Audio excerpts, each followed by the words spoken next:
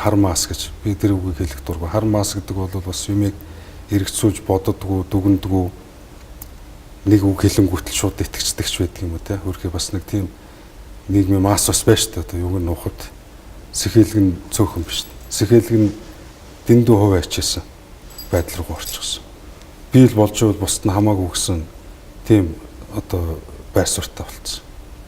Энэ нэг улс орн чинь болохгүй шүү нэ тэр. За нэг Twitter дээр нэг хөрхий нөхөр аксан тавьдаг гэсэн сэхэлгэн байх шүү байна. Өөр шалахгүй шүү дээ. Гэхдээ босмоор шүү дээ.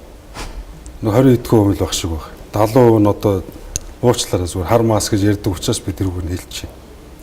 Тэрийг хараар нь байлгах сонирхол манай улс төрчд байдаг шин. Тэрийг улс төрд өөрсдийнхөө зэвсэг болгож ашиглаж шин.